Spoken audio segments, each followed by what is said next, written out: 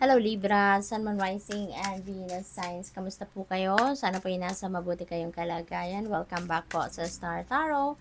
Kung bago kayo rito, welcome din kayo. Thank you sa inyong support. I truly appreciate it. God bless you all po. Libra, po na mensahe po ninyo ay Three of Pentacles. Napakaganda kasi there is help, no? There's help coming your way dito, Libra. Maaaring meron kayong ginagawa, meron kayong task, meron kayong project siguro na ginagawa dito at maaaring kailangan ninyo ng tulong at kahit hindi kayo humihingi ng tulong, there are people na i-initiate, no, dito na mag-o-offer sa inyo na tulungan kayo. So, this is really a blessing. This could be also the beginning of your success, Libra, no? Kasi syempre, pag maraming kamay ang nagtutulungan, nagtatrabaho, mas maraming ideas, mas maraming ulo, mas maraming ideas ang lumalabas, hindi ba? So, mas mapapabilis dito ang inyong pagtatagumpay. So, yung collaboration na to na maaaring pasukin ninyo or collaboration um, na gagawin ninyo dito with other people could bring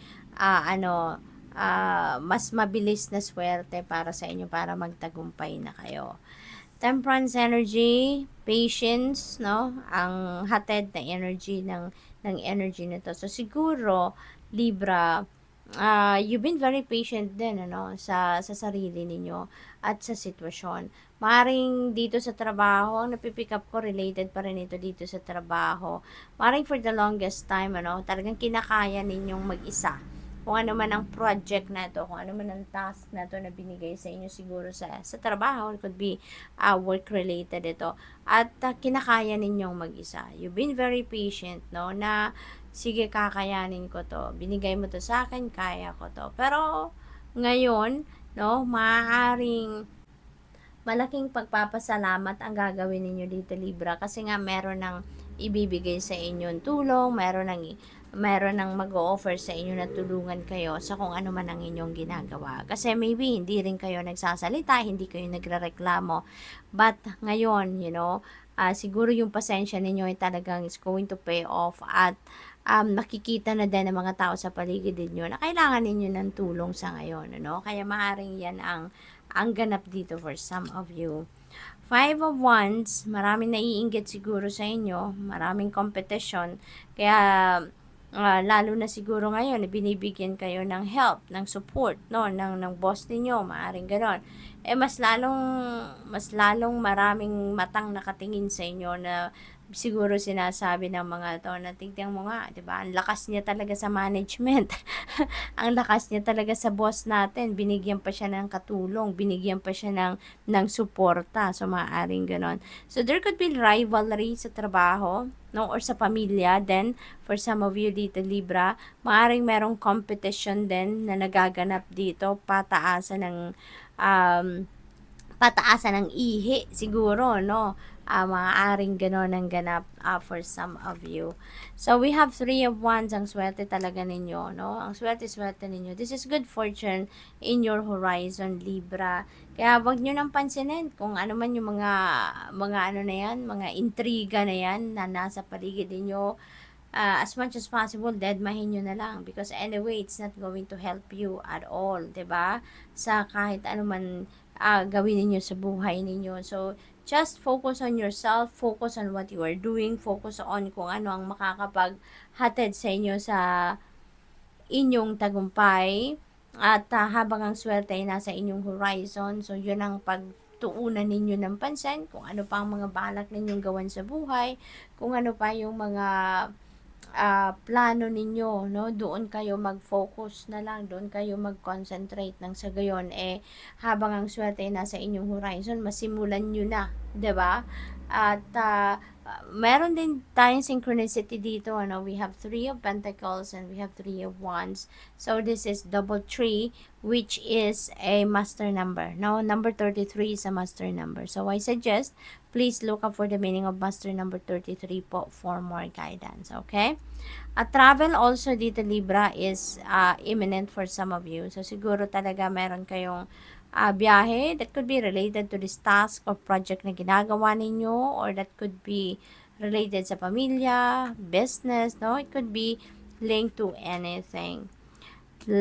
Plano, no? Planning stage. So, tapos meron kayong 3 of Wands. So, most likely, kung ano man yung mga plinano ninyo, naghintay kayo ng tamang pagkakataon. At ito na, yung tamang pagkakataon ninyo to implement kung ano man ang mga plinano ninyo dito, no? So, maraming opportunities ang dumating or dadating sa inyo dito, Libra, at na para makasuporta, no, sa kung ano man ang mga plano ninyo. Kaya, suswertehin talaga kayo dito, no? Kung ano man itong mga binabalak ninyong gawin, sa negosyo man yan, travel man yan, pagkakaperahan man, investment, you know, may swerte kayo, no, sa mga bagay na yan sa ngayon. So, good luck. What else? We have 3 of Cups. Wow, we have another 3. So, tatlo na yung 3 natin. 3 of Pentacles, 3 of Wands, 3 of Cups. So, this is angel number 333 na, Libra. So, siguro number 3 is a very significant number for most of you then, ano. So, please look up for the meaning of Master number 33 at saka Angel number 333 po for more guidance. Marami pa kayong impormasyon na mapupulot dyan. Marami pa kayong inspiration na mapupulot dyan na makakatulong sa inyong sitwasyon. So, meron kayong celebration dito, no, na gagawin. Merong party, celebration, reunion, maaring may mga blessings na dumating sa inyo dito at yun ang isa-celebrate ninyo. Maybe meron kayong mga kamag-anak na or kadugo ninyo, kaibigan na umuwi from other parts of the world siguro, at maaring you're going to have a reunion party, no? Maaring ganon ang ganap. So, good luck po. Magsaya, mag-unwind, no? Deserve din ninyo naman yan. Maaari din na yung mga ini-implement ninyong project sa ngayon ay yun na ang isa-celebrate ninyo, kasi maaaring nagsisimula ng lumabas or makita ang tagumpay ninyo, di ba?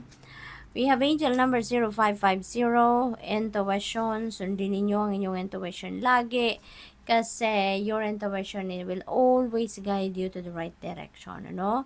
Sabi din dito, get some fresh air or call some of your pals over.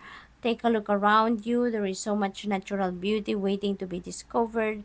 Either you will soon become involved in an exciting new project or you will go out on a date.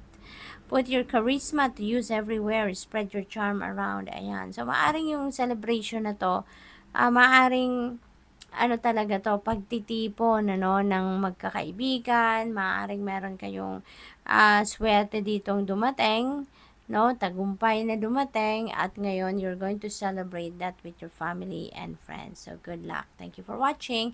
Have a light. Namaste.